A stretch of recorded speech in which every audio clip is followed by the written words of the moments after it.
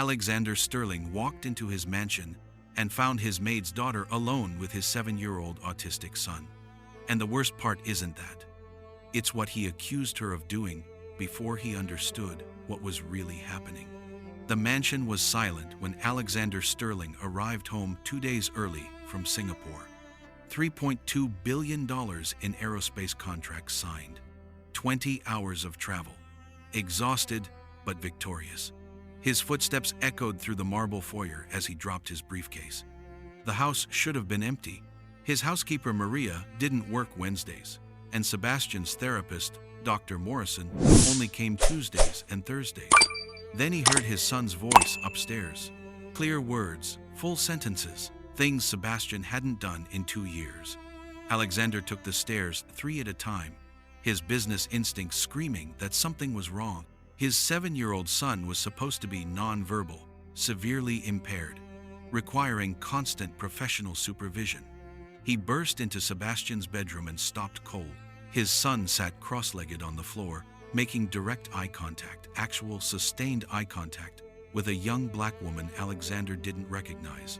They were building an elaborate structure with blocks, and Sebastian was speaking with a confidence his 15 former therapists said might never develop. "The blue one goes on top," Sebastian said clearly, handing her a block. The woman smiled warmly. "You're absolutely right, Sebastian. Perfect architectural logic." Alexander's mind raced through scenarios. Break-in, kidnapping, exploitation. Every wealthy parent's nightmare. A stranger alone with his vulnerable child. His first emotion wasn't relief at hearing his son speak.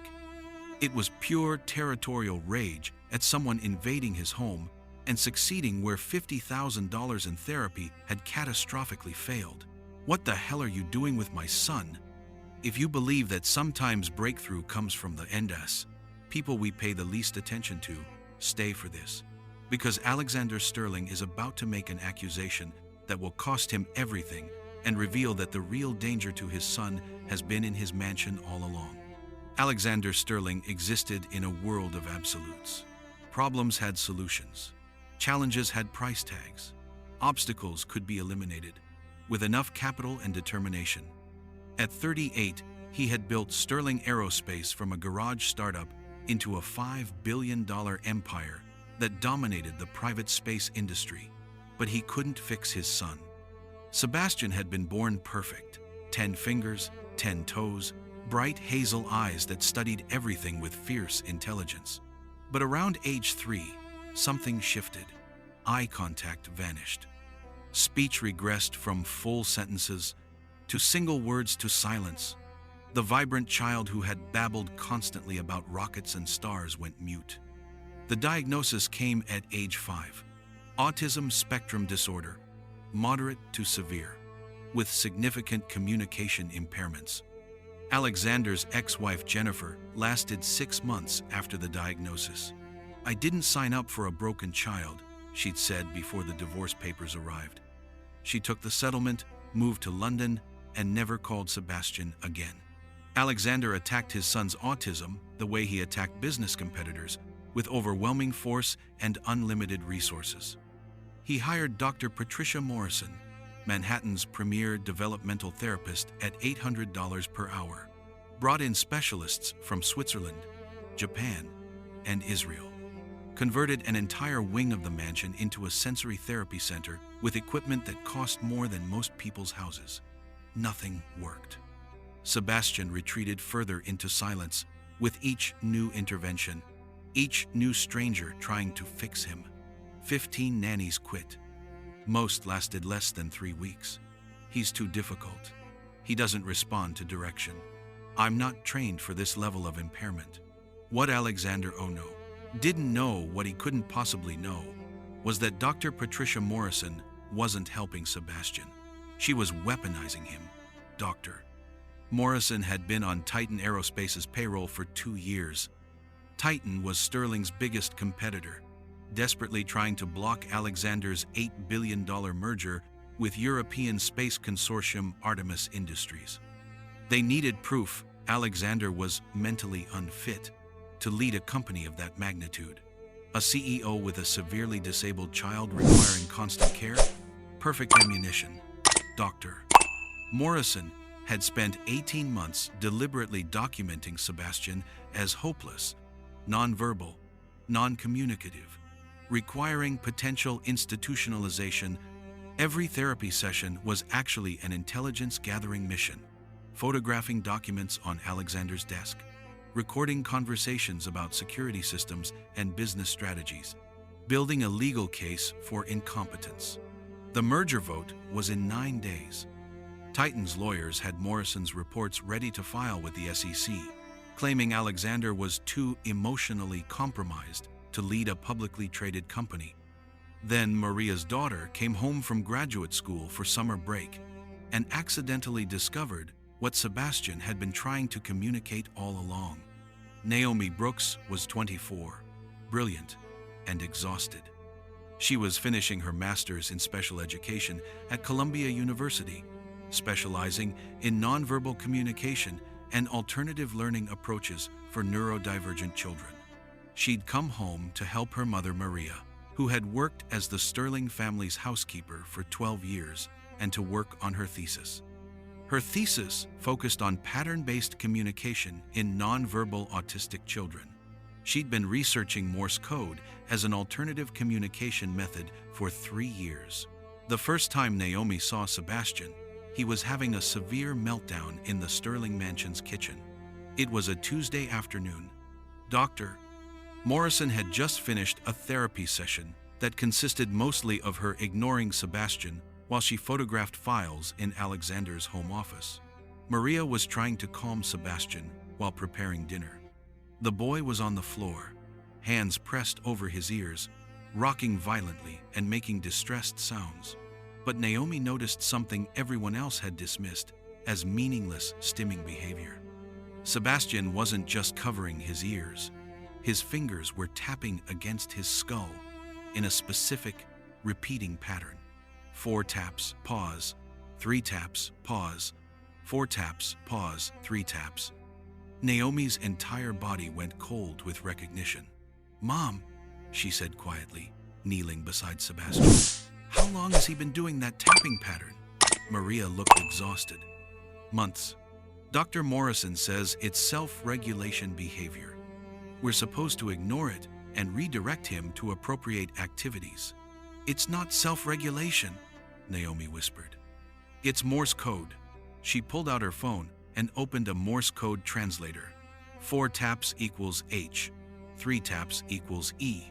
Then it repeated, H-E-L-P, H-E-L-P, H-E-L-P. "He's been asking for help this entire time," Naomi said, her voice shaking with anger. "And everyone's been ignoring him because they assumed he couldn't communicate." Maria stared at her daughter. "Are you sure? I've been studying this for 3 years. That's textbook Morse code. Someone taught him the basics, or he figured it out himself from watching shows. Either way, he's using it deliberately." Naomi sat down on the floor across from Sebastian, making sure she was in his line of sight, but not forcing eye contact. Then she began tapping on the tile floor. H-E-L-L-O. Sebastian's rocking slowed, his hands lowered slightly from his ears. Naomi tapped again. H-E-L-L-O-S-E-B-A-S-T-I-A-N. Sebastian's hands came down completely. He looked at her actual direct eye contact with an expression of such desperate relief that it broke Naomi's heart. Then he tapped back. H-E-L-P-M-E. "I'm here," Naomi said aloud while signing the same in ASL, another communication method she'd learned. "I'm listening. What do you need?" Sebastian's response came slowly, tapped carefully on the floor. N-O-O-N-E-L-I-S-T-E-N-S. Over the next 2 weeks, while Alexander was in Singapore closing the Artemis deal, Naomi spent every afternoon with Sebastian. She didn't try to change him or cure him or fix him. She learned his language, all the ways he'd been desperately trying to communicate that everyone had dismissed as pathology. The tapping wasn't stimming. It was Morse code he'd taught himself from watching old war movies with his grandfather before the man died. The humming wasn't meaningless noise. It was perfect pitch musical notation, organizing his thoughts through melody. The rigid toy organization everyone called obsessive-compulsive wasn't disorder. It was sophisticated spatial reasoning and pattern recognition that would put most engineers to shame. Sebastian wasn't broken. He was brilliant. He just spoke a different language, and everyone had been too lazy or too arrogant to learn it. By day 5, Sebastian was using verbal speech again, not because Naomi had fixed him, but because she'd proven someone would actually listen if he made the effort to translate his thoughts into English. By day 10, they were having full conversations mixing Morse code, ASL, verbal speech, and drawing. Sebastian's vocabulary was years beyond what Dr. Morrison's reports claimed. His comprehension was sophisticated. His sense of humor was sharp. By day 14, Sebastian was teaching Naomi about orbital mechanics he'd learned from watching rocket launch videos. The 7-year-old, who supposedly had severe cognitive impairment, was explaining gravitational slingshot maneuvers with perfect clarity. That's what Alexander Sterling walked in on when he returned from Singapore 2 days early. His son, speaking in full sentences, making eye contact, engaging in reciprocal play with a stranger. Everything Dr. Morrison had spent 18 months telling him was impossible, and his first instinct wasn't gratitude. It was rage. "I asked you a question." Alexander's voice was ice. "What are you doing with my son?" Naomi stood slowly, her movement deliberate and non-threatening. She recognized the look in Alexander's eyes, parental panic mixed with territorial aggression. She'd seen it before in parents who felt judged by their child's connection with someone else. "Mr. Sterling, I'm Naomi Brooks, Maria's daughter. I didn't know you were returning early. Sebastian and I have been... You've been unsupervised with my autistic son for how long?" Alexander pulled out his phone. "Maria's supposed to work Mondays, Wednesdays, and Fridays. Today's Wednesday. Why are you in my house?" Maria appeared in the doorway, wringing her hands. "Mr. Sterling, I asked Naomi to help. Sebastian has been doing so much better. He's been speaking, making eye contact, engaging. You allowed your daughter to conduct unauthorized therapy on my severely disabled child?" Alexander's voice was rising now, the CEO, accustomed to absolute control, finding it shattered. "Do you have any idea how dangerous that is? The liability issues? The potential harm from inconsistent therapeutic approaches?" "I'm not conducting therapy," Naomi said, her voice steady despite the accusation. "I'm communicating with him. There's a difference. You're not qualified to communicate with him. You're Maria's daughter, not a medical professional. You have no training, no credentials, no authorization to be anywhere near my son." The words hit like individual slaps. Maria's face crumpled with hurt and humiliation. Naomi's expression hardened into something cold and controlled. "Actually," Naomi said quietly, "I'm a graduate student in special education at Columbia University. I'm specializing in nonverbal communication and alternative learning approaches for neurodivergent children. I've published 2 peer-reviewed papers on sensory processing in autism spectrum disorders, and I'm completing my thesis on Morse code as an alternative communication method." Alexander blinked, his narrative disrupted. "You're... what?" "But you're absolutely right about one thing," Naomi continued, her voice carrying an edge that could cut steel. "I'm also Maria's daughter, the Maid'S daughter. Which apparently means you took one look at me and assumed I was too uneducated, too unqualified, too stupid to possibly help your son." She gathered her research notebooks and Sebastian's communication journal, 2 weeks of meticulous documentation showing his actual capabilities. "Sebastian," she said gently, kneeling to his eye level, "I have to go now, but remember everything we practiced about the tapping patterns, okay? You can always communicate. Even if people aren't listening, you're still being heard. Somewhere, someone understands." "No." Sebastian's voice was clear, desperate, breaking. His first word to his father in 6 months. "Don't go. Please don't go." Alexander stared at his son, who was now looking directly at him for the first time in years. Not with the blank stare he'd grown accustomed to, but with actual raw emotion, desperation, betrayal, pleading. "Sebastian," Alexander started, reaching for his son. But Sebastian recoiled, retreating to his corner, hands clamping over his ears, body already starting that familiar rocking pattern. "Mr. Sterling," Naomi said, her voice professionally detached now, "you should know that Sebastian's been asking for help in Morse code for at least 18 months. That tapping everyone told you was stimming? It's HELP on repeat. He's been begging someone to listen, and everyone dismissed it as meaningless behavior." She headed for the door, Maria following, with tears streaming down her face. "Wait," Alexander said, his lawyer instincts finally catching up. "You said you've been documenting Sebastian's communication? 2 weeks of detailed observations, yes. I need those records. They're about my son. They're my property." Naomi turned back, her expression unreadable. "Actually, they're my research data for my Columbia thesis. Collected with IRB approval and proper consent protocols that Maria signed as Sebastian's legal guardian in your absence. You can request copies through Columbia's research department in 6 to 8 weeks." She paused at the door. "But here's what you really need to know, Mr. Sterling. Your son isn't broken. He's not severely impaired.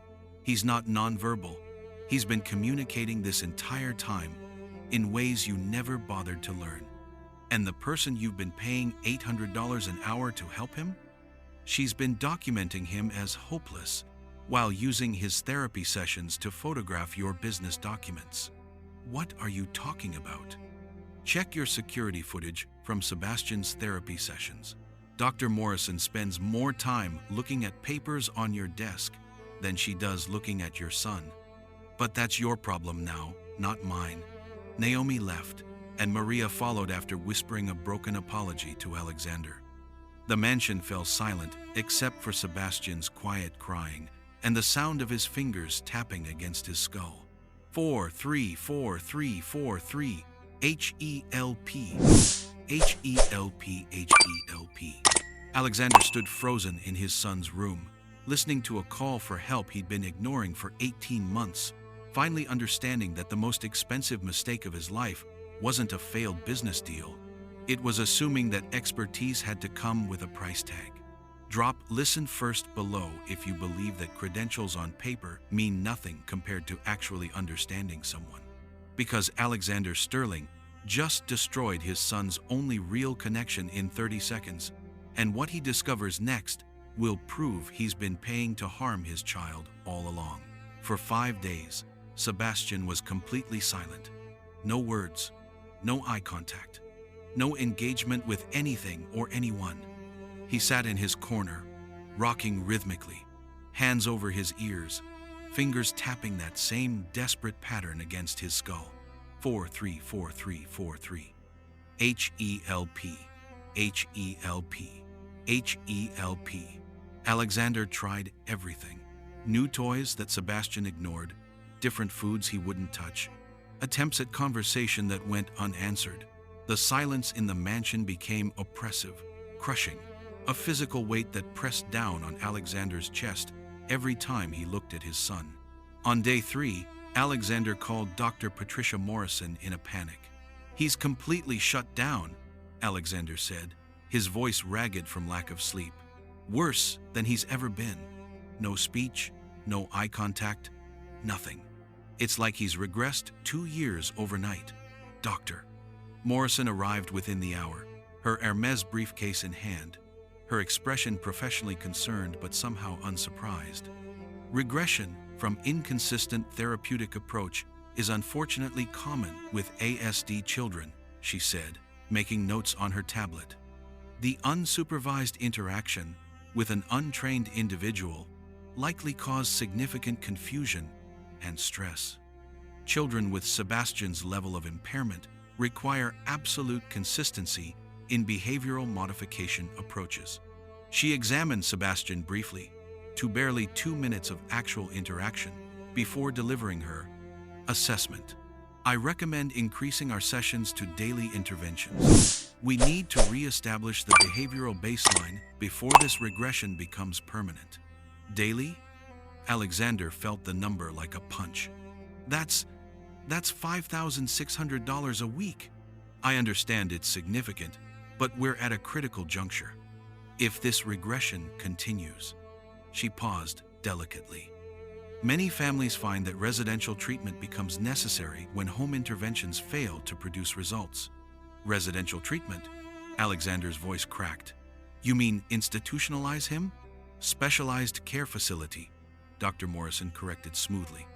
There are excellent programs in upstate New York that focus specifically on severe autism cases. Children often respond better to 24-hour structured environments when family dynamics become complicated. She closed her tablet with an air of finality. Think about it, Mr. Sterling. Sometimes the kindest thing we can do is acknowledge when our resources aren't sufficient. After she left, Alexander sat alone in his study, drowning in guilt and confusion. His son was getting worse. The professional he'd trusted for 18 months was recommending institutionalization. And somewhere in the back of his mind, Naomi Brooks's accusation echoed. Check your security footage from Sebastian's therapy sessions. At 2 a.m., unable to sleep, Alexander pulled up the security system on his laptop. The mansion had cameras everywhere, a security measure he'd installed after Sebastian's diagnosis. Initially, to monitor nanny performance, after the 8th one had been caught scrolling social media, instead of engaging with his son. He started with the most recent footage from Sebastian's room, working backward chronologically. What he saw in the past 2 weeks destroyed every assumption he'd built his world around. Naomi hadn't been conducting therapy or behavioral modification. She'd been listening. When Sebastian tapped his pattern, she tapped back in the same rhythm.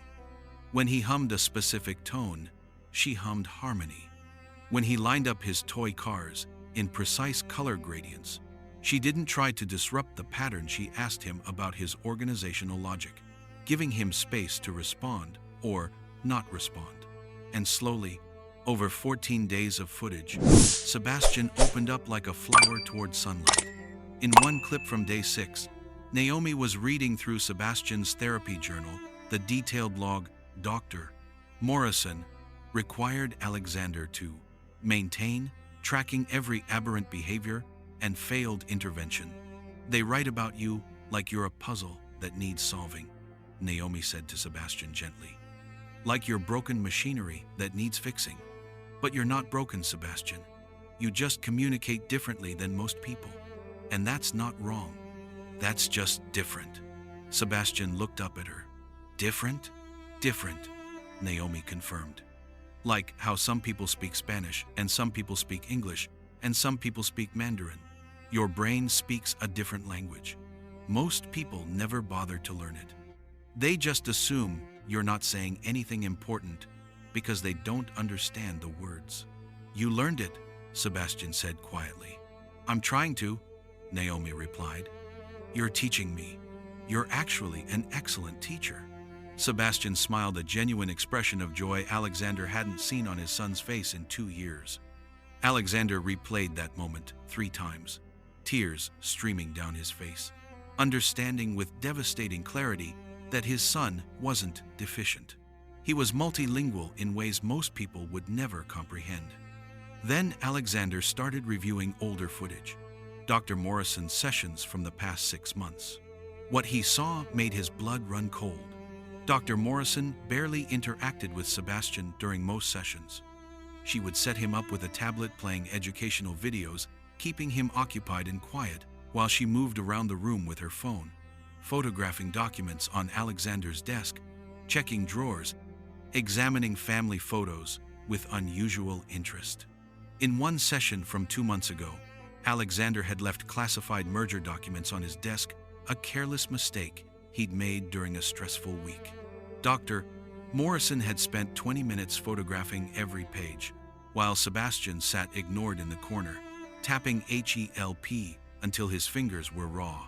In another session, she'd actually made a phone call thinking Sebastian couldn't understand or wouldn't tell anyone. Alexander turned up the audio enhancement. The security codes are rotating every 72 hours, Dr. Morrison was saying. But the backup system uses biometric entry. I'll need more time to document the pattern.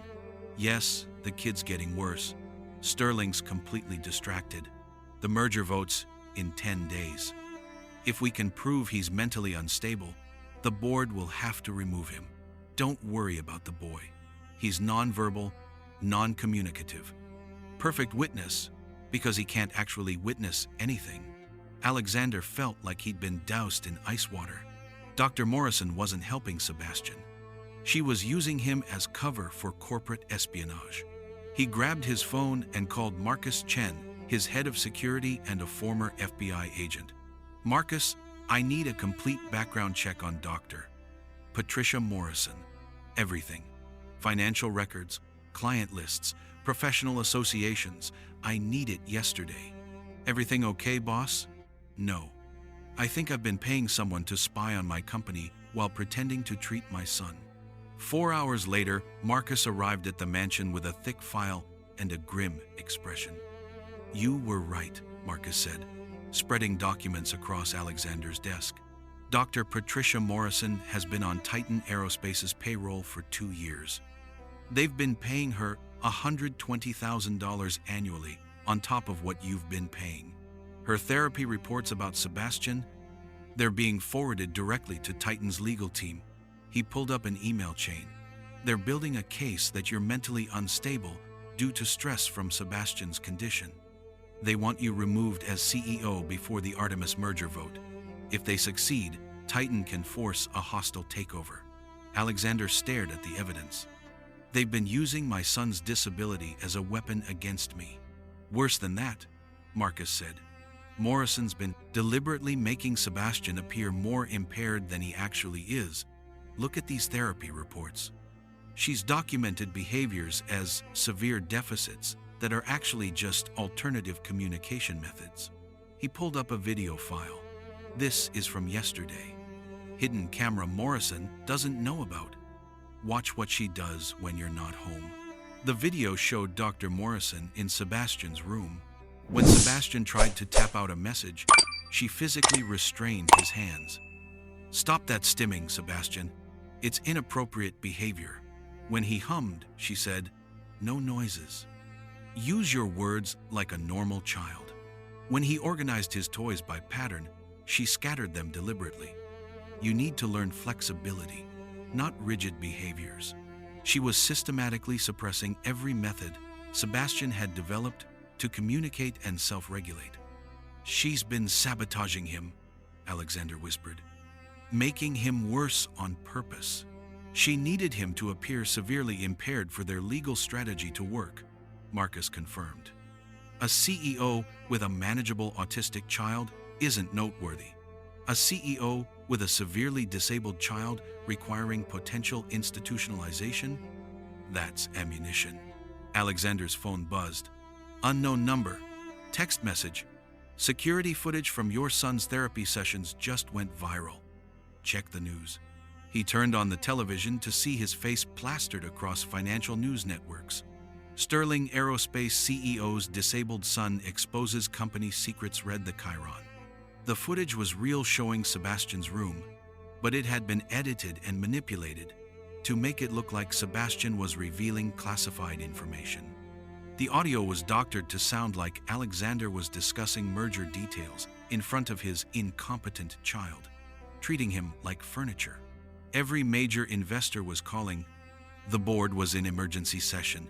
His PR team was in full crisis mode. Mr. Sterling? His general counsel said breathlessly over the phone. The board is voting Friday afternoon to remove you as CEO. They're citing the security breach and your compromised mental state. You have 48 hours. Alexander stared at the television, watching his empire crumble in real time. Built on lies about his son, told by someone he'd trusted with their most vulnerable moments. And then he remembered what Naomi had said. He's been communicating this entire time in ways you never bothered to learn. If Sebastian had been communicating, if he was brilliant instead of impaired, If Dr. Morrison had been suppressing evidence of his actual capabilities, then there was only one person who could prove it. Alexander grabbed his car keys. "Where are you going?" Marcus asked. "To beg forgiveness from someone I don't deserve it from, and to save my son from the person I've been paying to destroy him." Comment below if you believe that sometimes the villains are the ones we pay the most to trust. Because Alexander Sterling just realized he's been funding his own destruction for 18 months, and his son has been trying to tell him the whole time. Alexander found Naomi at Columbia's Neurodiversity Research Lab at 11 p.m. The building was nearly empty, but her office light was on.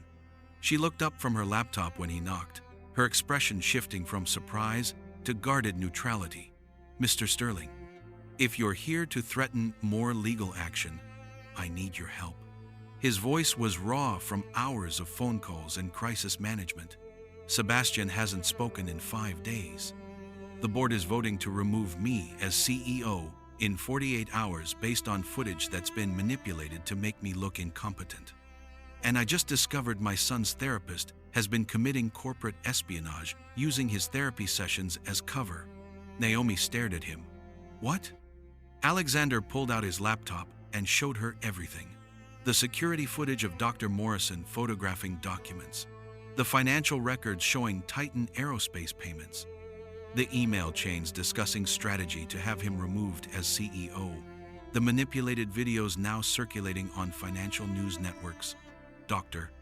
Morrison has been documenting Sebastian as severely impaired, nonverbal, non-communicative, potentially requiring institutionalization to make me look emotionally compromised and mentally unstable.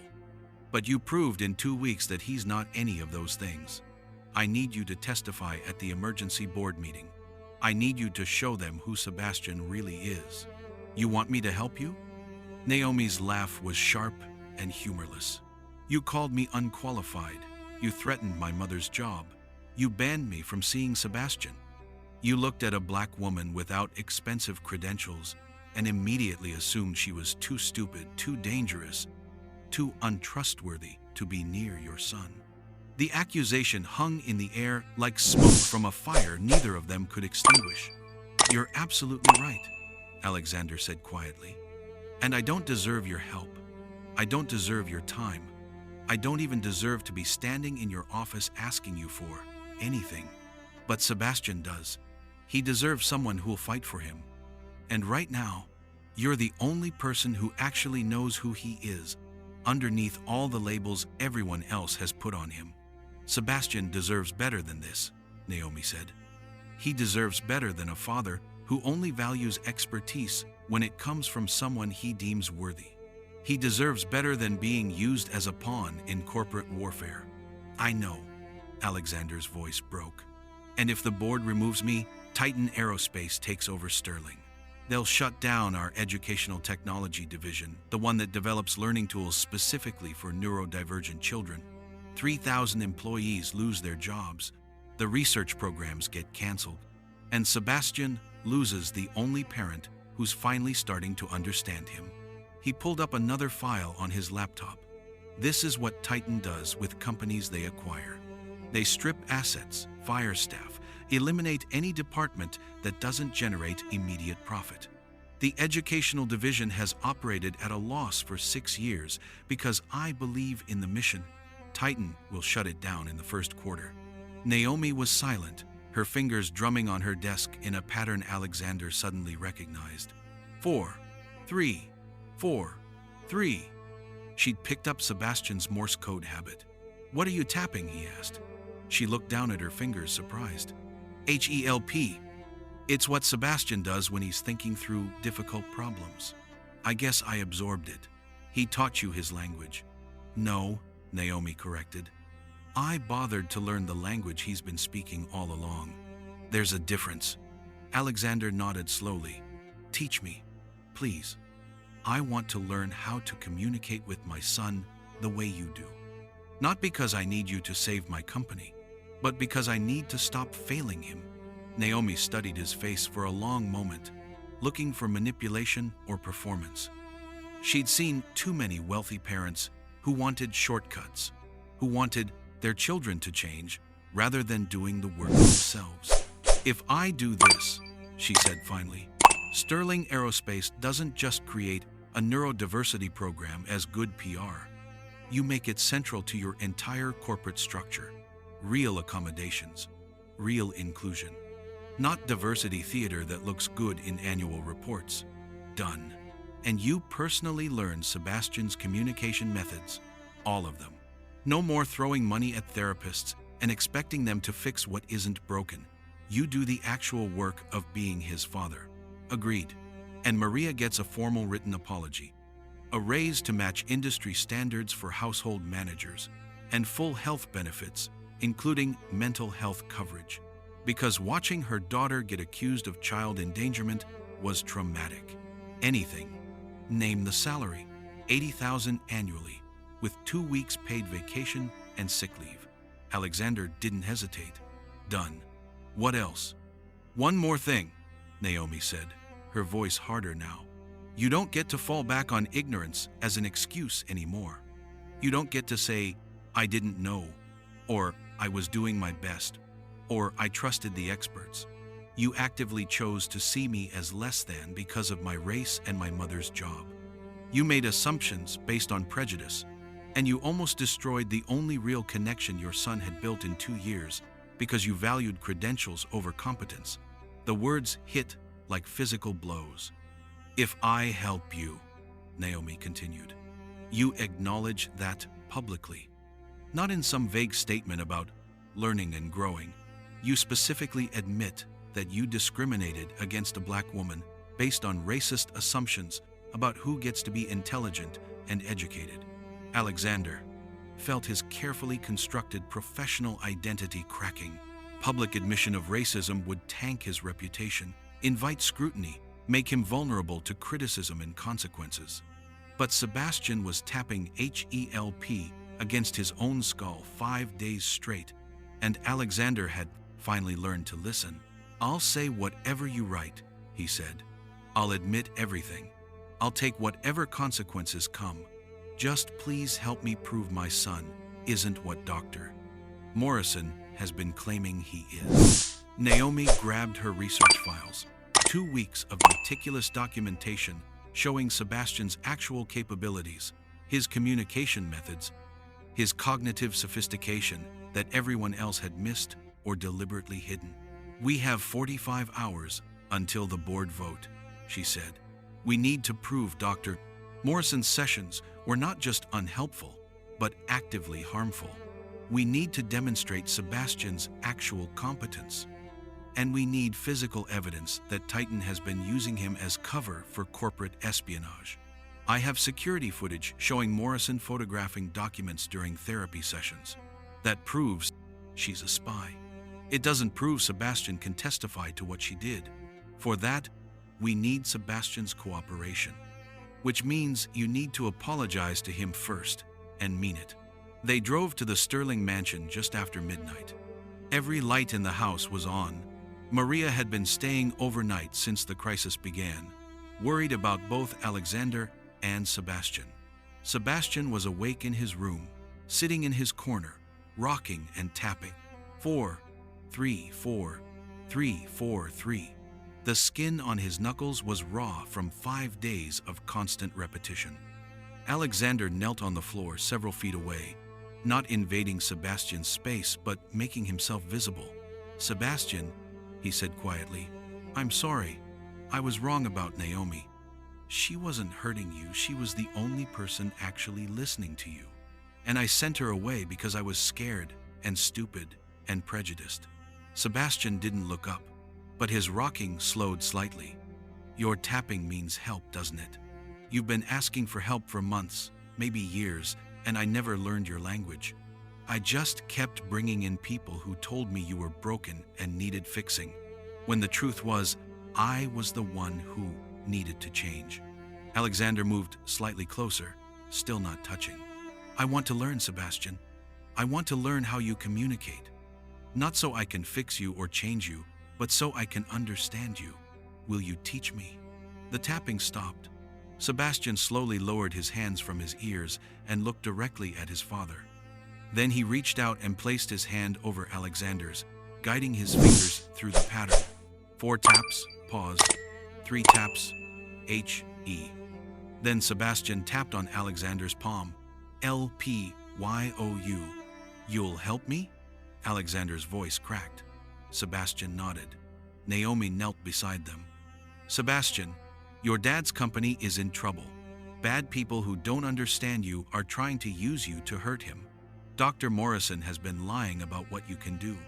Can you show a room full of adults how smart you really are?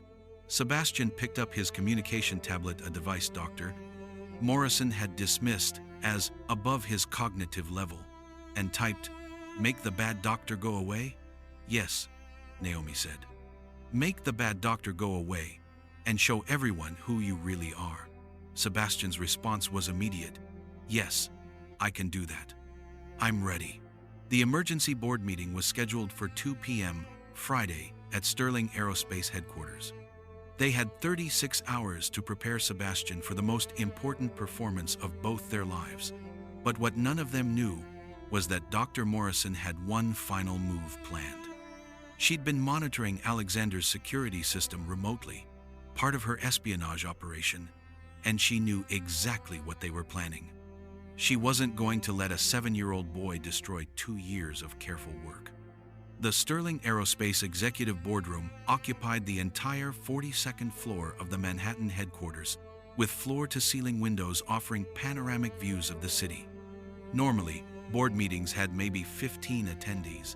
Today, there were 63 people crammed into the space, 47 board members, 23 major investors, Titan Aerospace's legal team, Sterling's lawyers, media representatives, and watching via secure video conference, another 100 shareholders whose combined holdings represented billions in market value. This wasn't just a board meeting, it was a public execution. Alexander arrived at 1:30 p.m. with Naomi, Sebastian, and Marcus Chen. Sebastian wore noise-canceling headphones and carried his communication tablet. He looked small and vulnerable in the massive corporate setting, but his eyes were focused and determined. Dr. Patricia Morrison was already positioned at the front of the room, her designer suit immaculate, her presentation materials loaded and ready. She smiled when she saw Sebastian. "Hello, Sebastian. Remember me?" Sebastian's hands clenched around his tablet, but he didn't retreat. Naomi had prepared him for this confrontation. The board chair, Margaret Winters, called the meeting to order at precisely 2 p.m. "We're here to address serious concerns about Alexander Sterling's fitness to lead this company. The evidence suggests significant security breaches, compromised judgment, and questions about his mental stability due to personal circumstances. We'll hear presentations from both sides, then proceed to a vote." Titan's lead attorney stood first, a sharp-faced woman named Victoria Cross, who specialized in hostile takeover litigation. "Members of the board, what you're about to see is deeply troubling. We have documented evidence that Mr. Sterling's personal situation has created catastrophic security vulnerabilities." She played the edited footage, the viral video, showing Sebastian's room with manipulated audio, making it sound like Alexander discussed classified merger details in front of his incompetent son. "Mr. Sterling's child suffers from severe autism," Cross continued with practiced sympathy. "This isn't a judgment on the child, it's a recognition that Mr. Sterling has been so distracted by his son's needs that he's made critically poor decisions about information security." She pulled up more materials. Dr. Patricia Morrison, Manhattan's leading developmental therapist, has been treating Sebastian Sterling for 18 months. Her clinical documentation shows severe impairment, potential need for institutional care, and Mr. Sterling's increasingly erratic behavior in response to his son's deteriorating condition. Dr. Morrison stood to present her findings. Professional, credible, devastating. Sebastian Sterling is nonverbal, with significant cognitive impairments and limited ability to understand or process complex information. His presence during sensitive business discussions represents a serious security and vulnerability. Not because of any fault of his own, but because his father refuses to acknowledge the severity of his condition.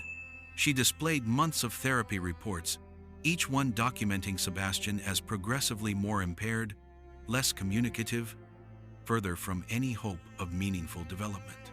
In my professional opinion, Mr. Sterling's judgment has been severely compromised by his emotional attachment to his son's condition. He spent millions on inappropriate interventions, ignored professional recommendations, and created an environment where corporate security was secondary to his personal denial about his child's limitations. The board members were nodding. Several were already looking at Alexander with pity mixed with disappointment. Then Alexander stood. "I'd like to introduce Naomi Brooks, special education researcher from Columbia University, and my son Sebastian, who I think has something to say about Dr. Morrison's assessment." Morrison's expression flickered just for a moment, with something that looked like panic, quickly buried under professional composure. Naomi connected her laptop to the presentation system. Sebastian Sterling is not nonverbal. He's multilingual, communicating in Morse code, ASL, pattern-based spatial reasoning, and when he feels safe enough, English. She played security footage showing Sebastian's tapping patterns, overlaid with Morse code translations. HELP, SCARED, NOONELISTENS,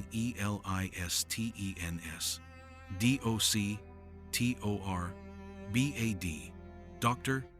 Morrison documented these behaviors as meaningless stimming, Naomi continued. She never considered they might be deliberate communication because she never bothered to learn his language. More footage. Sebastian building complex architectural structures, organizing objects by patterns that revealed sophisticated mathematical thinking, solving spatial reasoning puzzles designed for teenagers. Sebastian's pattern recognition and spatial reasoning abilities are in the 99th percentile. His memory is eidetic. He taught himself Morse code from watching documentaries. He's not cognitively impaired, he's brilliantly neurodivergent. And Dr. Morrison knew it. Morrison stood abruptly. "This is absurd. I have 18 months of clinical documentation from a licensed professional. This young woman is a graduate student making unsubstantiated claims." "Then let's ask Sebastian himself," Naomi said calmly. Sebastian stood and walked to the front of the room. Even with his noise-canceling headphones, even with his tablet clutched like a shield, he moved with purpose. He connected his tablet to the presentation system. What appeared on the screen made the entire room go silent. Screenshots, dozens of them, taken during Dr. Morrison's therapy sessions over the past 6 months. Every single one showed her photographing documents from Alexander's desk, checking drawers, examining security systems. "Sebastian," the board chair said gently, "did you take these photos?" Sebastian typed on his tablet, his response, appearing on the massive screen. "Yes. Dr. Morrison hurt Dad by stealing information. She told Dad I was broken so he wouldn't pay attention. She asked questions about buildings and codes and meetings. She lied about me." "This is preposterous," Morrison said, her voice rising. "The child is severely impaired." "He couldn't possibly let him finish," Margaret Winters said sharply.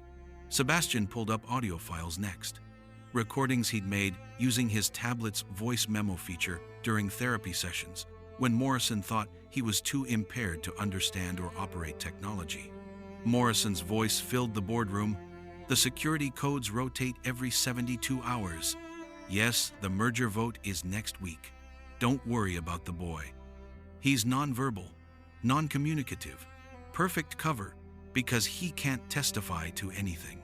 The room erupted, board members shouting questions, lawyers frantically taking notes, Morrison trying to speak over the chaos.